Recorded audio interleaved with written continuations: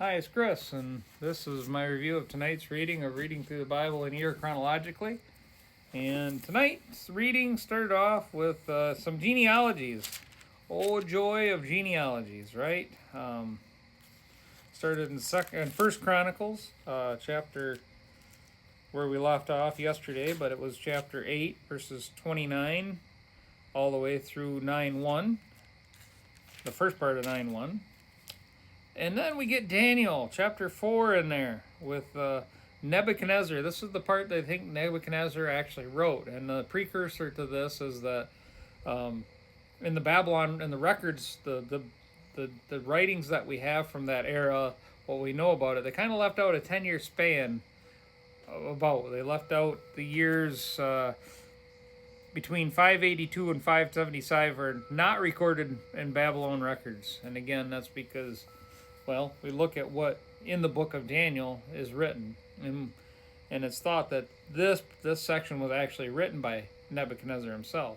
These are the words of Nebuchadnezzar. He talks about what he experienced, that he had a dream and it scared him, and Daniel interpreted the dream and told him, hey, this is about you, that you're going to go mad. Your best bet is to turn from your ways and help the poor and hope that God doesn't do this to you. This isn't good. You're not gonna. This is, and he didn't. And sure enough, it was within a short amount of time. God told him, "Hey, I'm God. I can do this. You're gonna go. You're gonna go be a cow for a period of 7 time frames. The one thing that says 10 years, this says 7 time periods. Whatever it was, he was mad and ate grass and slept outside like a cow. He had the dew on him. He slept with dew on him. That was what was told in the dream. But then after the period, Nebuchadnezzar was driven from society. He ate grass like a cow, and he was drenched with the dew of heaven. He lived like this until his hair was as long as eagle's feathers, and his nails were like bird's claws. That's what he did. That's how he lived, just madness.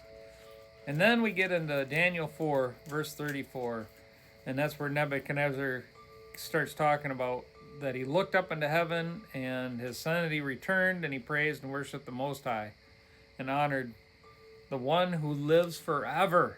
And here's the other part. His rule is everlasting. His kingdom is eternal. All the people of the earth are nothing compared to him. He does as he pleases among the angels of heaven and among the people of the earth.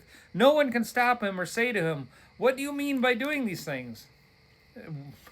Who has the wisdom to challenge God? It's foolishness. It's foolishness to challenge God in that way.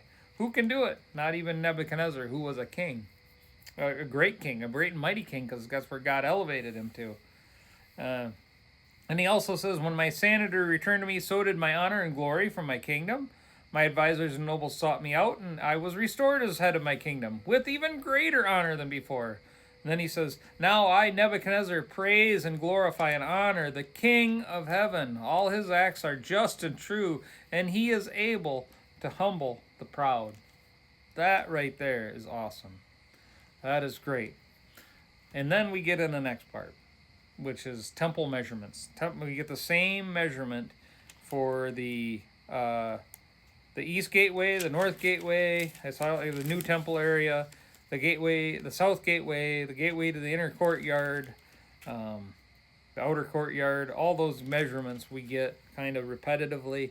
And I say it's about as difficult to read as genealogies. I think I enjoy reading about measurements more than I do genealogies.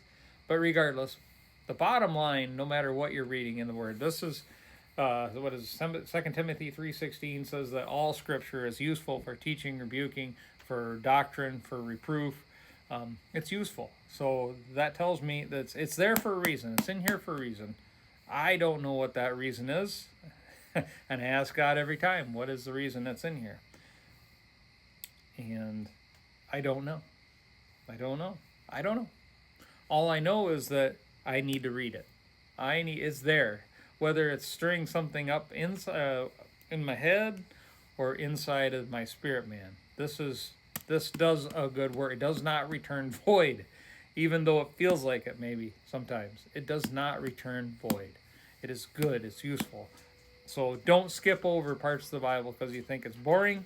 We keep going. We keep reading it because maybe we're not getting it, but our soul is. Our spirit is. We got to feed the spirit. And it's just as much necessary to read through that as anything.